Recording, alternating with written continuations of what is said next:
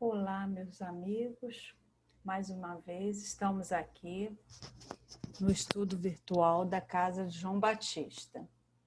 E para começar, vamos fazer a nossa prece, elevando nossos pensamentos e deixando nossas tribulações diárias para nos harmonizarmos.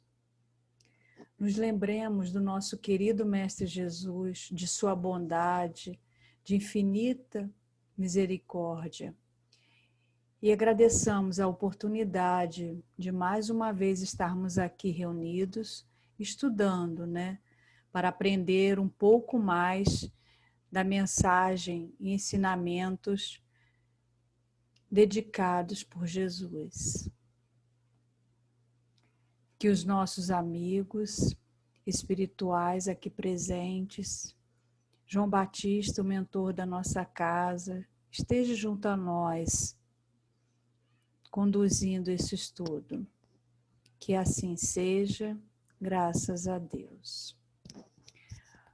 O tema escolhido foi escândalos. Cortar a mão. Para começar, eu vou ler o que o Mateus, no capítulo 18, versículos 6 a 11, nos trouxe sobre os ensinamentos de Jesus. O que escandalizar? Porém, a um destes pequeninos que creem em mim, melhor lhe fora que se lhe pendurasse ao pescoço uma mó de atáfona. Mó é uma pedra, com que se trituram os grãos do moinho. E a táfona é o engenho de moer grãos, manual ou movido por animal. Então, ele pendurou ao pescoço uma mó de atáfona e o lançasse no fundo do mar. Ai do mundo por causa dos escândalos, porque é necessário que sucedam escândalos, mas ai daquele homem por quem vem o escândalo. Ora, se a tua mão ou o teu pé te escandaliza, corta-o e lança fora de ti. Melhor te era entrar na vida manco ou aleijado, do que tendo 2 mãos ou 2 pés, ser lançado no fogo eterno. E se o teu olho te escandaliza, tira-o e lança-o fora de ti. Melhor te é entrar na vida com um só olho, do que tendo 2, ser lançado no fogo do inferno. Vê, não desprezes alguns destes pequeninos, porque eu te declaro que os seus anjos no céu incessantemente estão vendo a face de meu Pai, que está nos céus, do meu Pai que estás nos céus. Porque o Filho do Homem veio a salvar o que havia perecido. E Mateus também, no versículo 29 e 30, continua. E se teu olho direito te serve de escândalo, arranca-o e lança-o fora de ti, porque melhor te é que se perca um de teus membros do que todo teu corpo ser lançado no inferno. E se a tua mão direita te serve de escândalo, corta e lança fora de ti, porque melhor te é que se perca um dos teus membros do que todo o teu corpo ir para o inferno. Então é interessante, a gente observar que Kardec selecionou este ensinamento de Jesus para compor justamente o capítulo 8 do livro Evangelho segundo o Espiritismo. Bem-aventurados os puros de coração. realmente, quem tem coração puro caminha conforme as leis divinas, né? E não semeia o sofrimento e a dor alheia. Então, não escandaliza, né? E escândalo não nos tem faltado, né? Cada dia mais um e cada um mais escandaloso do que o outro, né? Então, vamos iniciar esse estudo buscando compreender o que é o escândalo. Nas traduções mais recentes e mais fiéis da Bíblia, a palavra escândalo está expressa por tropeço, querendo significar que Jesus se referia a tudo o que leva o homem à queda. O mau exemplo, princípios falsos, abuso do poder, etc. No sentido moderno, escândalo apenas representa a exposição pública de ato indecoroso, fazendo com que a imagem de quem cometeu tal ato seja manchada e sua reputação ante a sociedade caia em declínio.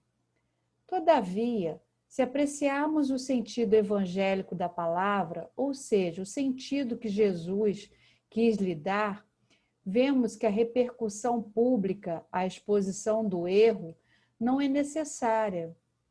Escândalo, então, assume a conotação de tudo que é consequência efetiva do mal praticado.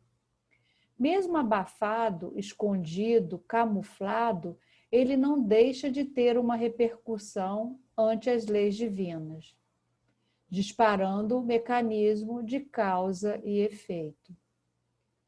Então, vamos exemplificar nesse escândalo. Suponhamos um homem de boa reputação que cometeu um crime, exemplo, um assassinato. Entretanto, esse crime nunca é resolvido, ele nunca se faz exposto, ninguém sabe, mas houve esse assassinato. Deixou de ter existido crime? Claro que não, né? O escândalo se fez? Sim. O mal efetivou-se? Sim. Então, a ocultação do crime não torna este homem menos responsável pelo acontecido. Da mesma forma, dá-se com qualquer ato que resulte no sofrimento alheio. Muitas vezes, Jesus usou de expressões fortes e rigorosas nos seus ensinos para nos explicar, para nos mostrar alguma coisa. Lembremos-nos sempre de que ele nada escreveu. Sua intenção era deixar na mente dos que o ouviam suas lições, mesmo se não os compreendessem bem naquele momento. Confiou nos seus discípulos, não só nos que o acompanharam, mas nos que o ouviam e aceitavam para a divulgação, né, do aprendido. Então, ele confiou. Quem que espalhou, né, os seus ensinamentos foram os discípulos, tanto os que acompanharam quanto os que estavam, né, ouvindo as suas pregações. Usava, pois, de expressões usuais para que fixassem o que ouviam, tais como pendurar a mão no pescoço e ser lançado ao mar, fogo eterno, fogo do inferno, apenas para que as suas metáforas ajudassem na fixação, né, das lições que pretendia ele fossem divulgadas por toda a humanidade. O Espiritismo explica que punição eterna contraria o amor e a justiça de Deus. Entende-se inferno, fogo do inferno, como sendo sofrimento, né, causado pelas desobediências às leis divinas, pelo remorso dos erros cometidos, que pode ser extremamente doloroso, conforme os excessos de maldades com que essas faltas foram executadas. Mas sempre sofrimento provisório, né? Levando o espírito a querer libertar-se, passando a querer redimir-se. A gente não sofre, não vai sofrer para sempre. A gente sempre nosso sofrimento é uma coisa provisória e o espírito vai tentar se melhorar para evoluir, para não sofrer mais, né? Para se libertar desse sofrimento. Kardec explica que, no sentido evangélico, nesse texto, a palavra escândalo tem um sentido mais amplo, não sendo apenas o que choca a consciência alheia, mas tudo que resulta dos vícios e das imperfeições humanas, todas as más ações de indivíduo para indivíduo, com ou sem repercussões. O escândalo, nesse caso, é o resultado efetivo do mal moral. É a consequência, né, do ato da pessoa. Natural que na Terra, que é morada de espíritos rebeldes ainda, né, difíceis de entenderem o verbo amar, haja os erros, né, as maldades, os equívocos, as omissões, frutos dos vícios e da imperfeição dos seus habitantes. Necessário seja, pois, que essas infringências da lei divina se mostrem, se evidenciem, para que possam ser conhecidos também nos seus efeitos, a fim de serem combatidas. Então, não essas leis divinas, essas infringências, né? Quem infringe as leis divinas, a consequência disso é necessária que todos conheçam, né? Para conhecer o que causaria isso, né? E também, né, para ver se isso não vai ser feito novamente, né, para ser combatido, né? O homem não tem necessidade de praticar o mal. Ninguém nasce destinado a fazer o mal. Todos nascem para melhorar-se, para reformar-se, né? Todavia, dada a imperfeição moral humana, essa evolução se faz com lentidão, visto ser ela realizada primeiro internamente pela vontade do ser. Ninguém é violentado no seu querer para corrigir-se.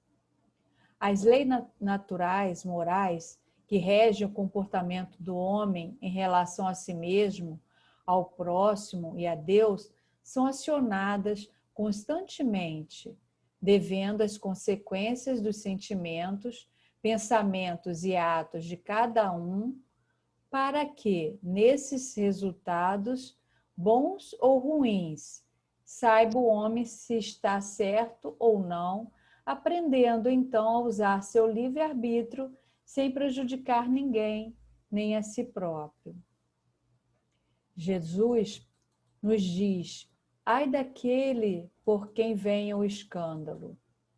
Ai daquele que tropeça, né? Ainda em sua própria ignorância. Ele sabe da inevitável necessidade de erguermos-nos após a queda. Sabe que serão necessários alguns meios para despertarmos. Sabe que muitas vezes, para compreendermos que aquilo que fizemos ao nosso próprio gera sofrimento e dor, precisamos vivenciar dessa dor, senti-la em nosso peito, na tentativa de nos fazer acordar e continuar a caminhada. Então, Jesus sabe de tudo, ele sabe dessa nossa carência ainda, né? Não há, neste sentido, uma punição ao erro, e sim uma tentativa de despertar, derrubar as justificativas que construímos em torno de nós mesmos. Mostrar-nos que o que antes parecia o mais certo a fazer não passava de pura ilusão. Naturalmente, se somos livres para escolher, nossas escolhas vão variar de acordo com a realidade evolutiva de cada um. Quando optamos pelo mal, é porque aquele caminho nos parece o mais correto naquele momento. A visão curta da imperfeição nos leva a escolher a porta larga, pois, aparentemente, né, ela é a certa e é até a mais fácil, né? É a que nos oferece menos sacrifício à primeira vista. Criamos mecanismos de justificativa para aquela tomada de decisão, obviamente baseados naquilo que nos é conveniente, sempre nos dando razão, né? A gente sempre está certo, né? Olhando o nosso próprio lado, né? Pensamos assim: eu não tenho dinheiro, aquele ali tem, e de sobra, então vou roubar, ora. Para mim parece simples, né? Quem não tem uma justificativa para seus erros? E elas fazem parte do quanto conseguimos enxergar do mundo, das relações humanas, de nós mesmos. Quem disse que errar é humano foi muito feliz. Realmente, errar é humano. Faz parte de nossas escolhas, do uso do nosso livre-arbítrio. Agora, permanecer no erro é burrice, diz o complemento da frase dado por alguns. Permanecer no erro é estagnar no caminho, é mostrar-se ainda cego à verdade, é afirmar a própria ignorância. Ainda em sequência, Jesus nos mostra como nos livrarmos desse mal, do escândalo, das más tendências que Kardec afirma precisarmos eliminar a fim de sermos bons. Se vossa mão é causa de escândalo, cortai-a. Esta figura de linguagem forte, né, procura eliminar de si próprio toda e qualquer causa de escândalo. Arrancar as raízes dos vícios que nos cegam e estagnam na ignorância. Devemos arrancar de dentro de nós mesmos as plantas que o Senhor não plantou, frutos do nosso orgulho e egoísmo, que nos leva a querer tudo para nós, seja por quais meios, seja por quais lesões provoquemos no outro. É necessário, então, arrancar do coração todo sentimento impuro e toda tendência viciosa. A reforma íntima exige de nós essa atitude enérgica, né? Essa luta contra a nossa ignorância. Exige que tenhamos uma visão clara de nós mesmos pelo uso do autoconhecimento e que nos libertemos, né, de tudo que nos pesa na bagagem, o egoísmo, o orgulho, a intolerância. Somos a expressão do que vai dentro de nós. Dessas expressões nasce o escândalo. Cortar a mão significa fechar o canal de expressão que acaba por ferir o próximo. Eliminar o que em nossa vida, eliminar o que em nossas vidas nos leva a cair. Diz também que sem a chave oferecida pelo Espiritismo, muitas coisas, né, não são compreendidas, né? Assim, podemos também interpretar essas expressões como sendo o que ocorre nas reencarnações, em que o homem sofre deficiências físicas ou mentais para sentir o que fez aos outros, aprender os efeitos do mal, mas também como uma oportunidade de não reincidir nas mesmas faltas de outrora. A lei das vidas sucessivas está bem clara nessas expressões de Jesus, como: melhor te é entrar na vida como um só olho do que tendo dois ser lançado no fogo do inferno. Ou seja, melhor reencarnar com deficiências físicas ou mentais sem as facilidades tidas antes, para mais facilmente, nas novas experiências, semelhantes ou diferentes das anteriores, que o levaram ao mal, adquirir novos hábitos saudáveis, reiniciando uma nova fase de sua vida eterna. Por muito tempo, causado sofrimento a outros, estamos, apesar do nosso desenvolvimento intelectual, presos ao nosso passado, que vive em nosso subconsciente, esperando nossa redenção através do cumprimento do dever nas agradáveis ou desagradáveis situações, em benefício de nós próprios ou de outrem. Ai do mundo por causa dos escândalos, sentenciou Jesus. Ai de nós, visto que sabemos estarmos todos inseridos nesse contexto. Não somos marinheiros de primeira viagem. Estamos caminhando há muito tempo, gerando ou participando de escândalos. Ou ainda nos omitindo, né? Face a situações e acontecimentos que reclamavam uma atitude de nossa parte. Portanto, vamos acompanhar Kardec quando afirma que não basta se cubra de verniz a corrupção, é imprescindível extirpá-la e fazer a nossa parte, procurando extirpar paulatina e incansavelmente a corrupção de nossa vida, mesmo aquela mais pequenina e aparentemente inofensiva, mesmo aquela travestida de benesse e, se possível, tentar extirpá-la, inclusive do meio que nos cerca. Temos para isso todos os meios, particularmente a nossa consciência. Já é tempo de compreender melhor o que seja a caridade, esclarecida que inclui o reconhecimento e a não aceitação do erro, de melhor entender o que seja o amor ao próximo, que não o condena quando erra, mas que lhe reprime o ato perigoso. Hoje, pelo menos nós espíritas, né, já não podemos alegar ignorância, desconhecimento do ensinamento de que a quem muito foi dado, muito será pedido. Kardec nos orientou rumo ao amor e à instrução. Sua célebre frase faz uma releitura dos maiores ensinamentos de Jesus: amar a Deus sobre todas as coisas e ao próximo como a ti mesmo. Aí eu peguei um texto do Redação do Momento Espírita, intitulado Um Outro Olhar, que fala, né, desses escândalos. Vemos inúmeras vezes os escândalos financeiros, o mau uso do dinheiro público e os casos de corrupção a se espalharem pelo mundo, como coisa corriqueira. Somos assaltados pelas informações de crimes praticados com crueldade e frieza.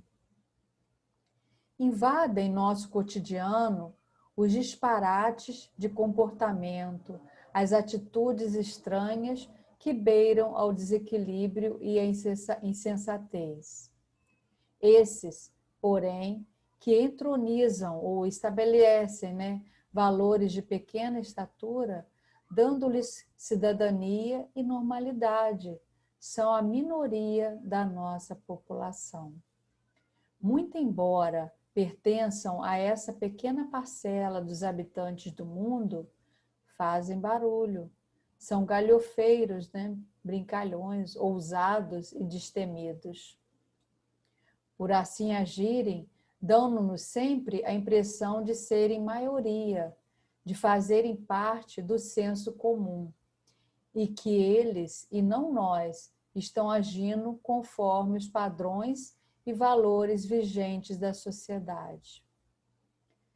Como ganham destaque na mídia, como chamam atenção para si, não raras vezes, aqueles de nós que optam por ter uma vida equilibrada, nos sentimos como exceção, como raridade.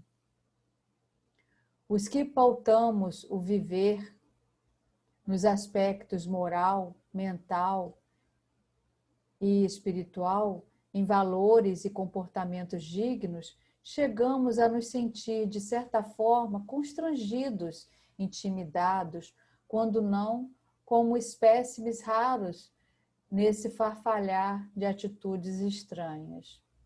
Porém, nada mais apressada do que essa visão de que hoje vivemos dias de caos e loucura. A grande maioria da população é formada por mulheres e homens de bem, dignos e honestos no seu proceder e ação. Afinal, você já pensou qual a porcentagem da população de sua cidade, de seu país, que é formada por corruptos, ladrões, pessoas de má índole? Das pessoas com as quais você convive, quantas se encaixam nessa classificação? Com nossas dificuldades, defeitos e limitações, a grande parte de nós vivemos com dignidade, buscando cumprir nossos variados papéis na sociedade, com grandeza de alma e honradez. Quantos são os pais e mães de família a se sacrificarem pela educação e bem-estar de seus filhos? Um número bem maior do que aqueles indignos da sua maternidade ou paternidade. Quantos são aqueles que dignificam seu emprego, sua atuação na sociedade com caráter, seriedade e compromisso com suas responsabilidades? Bem menor é o grupo daqueles que buscam apenas vantagens, pensando nos seus benefícios e ganhos pessoais. Dessa forma, quando os noticiários, as conversas sociais ou mesmo algum fato venha nos desanimar, nos desencorajar ou nos faça perder a esperança em dias melhores, pensemos duas vezes. São apenas uma minoria de almas ainda doentes, ignorantes, que hoje preparam para si uma colheita inevitável que virá logo mais, pautada pela infelicidade e pelo desacerto. Enquanto isso, permanecemos nós no bem, confiantes e certos de que não há nada que possa valer mais do que a consciência tranquila, a espinha ereta e o olhar sereno na condução de nossas vidas. Jamais nos deixemos levar de roldão, de precipitação pelo escândalo desses poucos. Logo mais, amadurecidos, eles também estarão, tal qual nós hoje, labutando para o bem, ensaiando seus primeiros passos nos caminhos da justiça, respeito e dignidade. Vivamos com nobreza e aguardemos o amanhã sempre melhor. Então, meus amigos, os escândalos acontecem, mas não nos aflijamos com eles. Sabemos que quem se sujeita a escândalo ainda está evoluindo. E agora vamos encerrar, Agradeço a todos por esse momento que tivemos, fazendo nossa prece de encerramento, agradecendo a Deus Pai Todo-Poderoso, a todos os nossos amigos espirituais presentes aqui. Agradecemos por mais essa oportunidade de estarmos juntos, embora virtualmente, mas na certeza que logo estaremos todos na casa de João Batista. Obrigada mais uma vez por essa oportunidade e que todos que estejam em dificuldades, que estejam enfrentando essa pandemia, que estejam passando por depressão, que estejam em leitos de hospitais, em asilos,